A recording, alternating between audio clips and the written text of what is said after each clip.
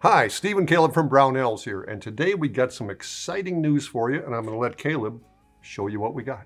I'm so excited, Steve. So we're going to be going over in this video the new Gen 3 BRN-180. The Mark III. Yeah, well, Mark III sounds cool. I'm going to stop calling it Gen 3. I'm going to start calling it Mark III. It makes it into a Spitfire. Yeah, Spitfires were my favorite. The Mark 14 Spitfire, that was like my favorite airplane. Anywho. Meanwhile, back at the gun range. Back at Brownells. All right. So there's so much different on this one from previous ones. We're going to do a full breakdown and maintenance video. And then we're also going to do a video comparing it to the Gen 2. But this one, I just want to show you what this one's all about. That's right. And a lot of you gave feedback that led to a lot of these changes. Yes. Stick around.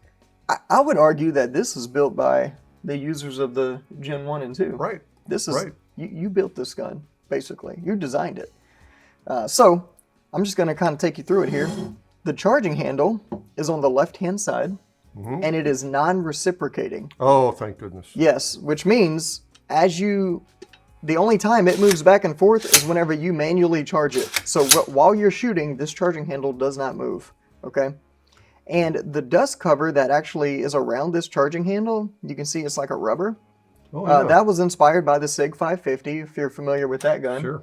It has a very similar thing in it. And if you notice there's these bolts on the side, that's because the cam path for the cam pin is full-length steel. Yeah, it should be. Yeah, it really should be. It's steel all the way, so you you don't have to worry about any, like, if you were running different types of suppressors and stuff like that, that cam pin kind of start to dig into that aluminum. That's not an issue anymore. So it's all steel now. Great. And then what we got to think about now is like where's the cases ejecting and stuff? What's going on?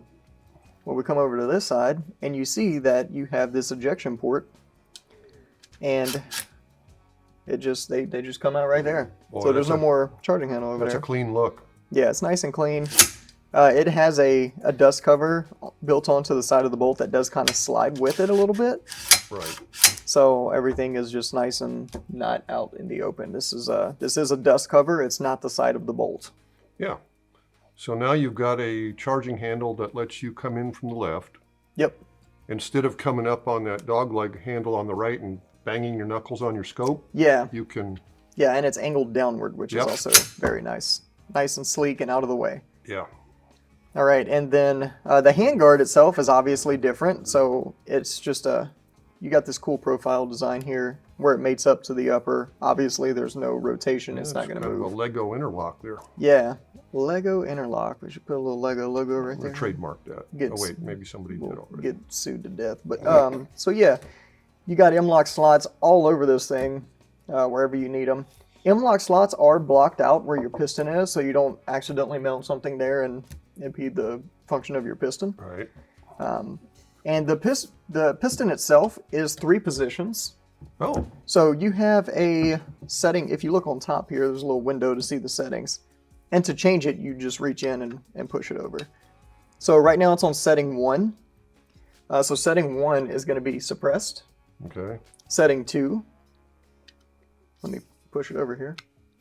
This one is new. It's a little stiff there. All right. Setting 2 is normal use. They can't see it. You don't need to see it. Setting 2, believe me, it says it's a number 2. And then I'm going to push it over again all the way. And then that's going to be setting 3.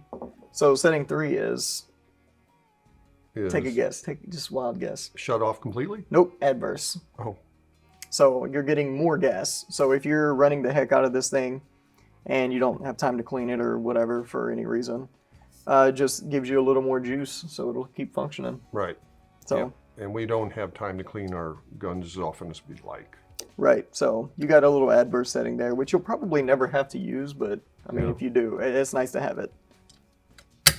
So. Yeah, if you got some weak ammo of some kind, maybe that wasn't fully ejecting or something, you could open it up.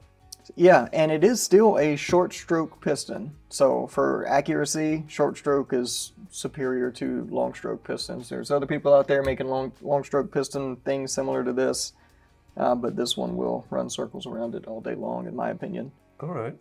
And then this one here is the 13.9 inch. Of course, we're going to have it in a bunch of different varieties, but This is a 13.9 with a pin and welded PWS brake on it. You notice it's threaded. It's compatible with like the Q Plan B or the reared end Atlas, which we carry adapters for them, and they fit pretty much everything.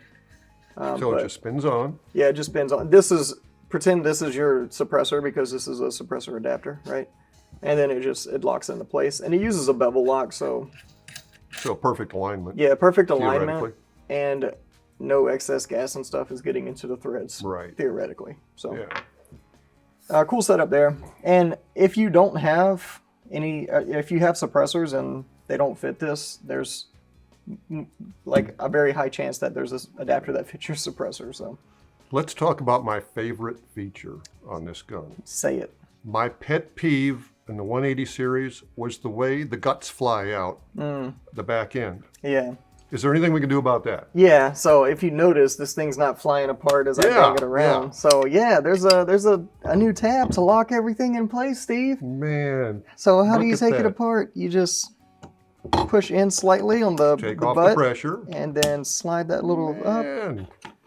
And look at that. It all comes right out. Now that's the way it should be right there. That's nice. And I mean, that should still look pretty familiar. And you know, your bolt comes out the back. Like I said, we'll do like a full field strip and maintenance video.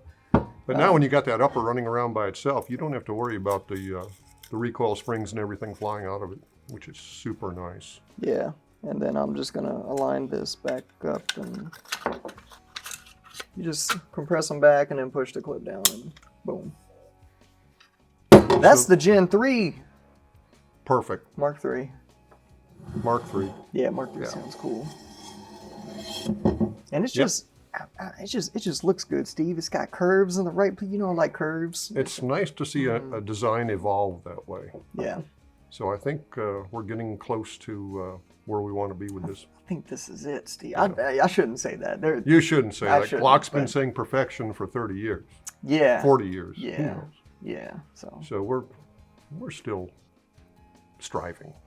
Sure. And so the barrel is a 223 Wylde chamber in this particular one. Of course, there's other calibers available. Eats everything. 1 in 8 twist. So it stabilizes a very wide variety of projectile weights. And yeah, so this is the new hotness. Yep, and a lot of it's what you've been asking for. And of course, it still fits your standard AR-15 lower. So. All right. All right. All right, so that's it. Thanks for watching. If you have any comments or questions, please leave them down below. And what should they do, Caleb, if they have any questions about anything at any time? Give us a call on the tech line. We'll be happy to help you out. Thanks for joining us, and we'll see you next time.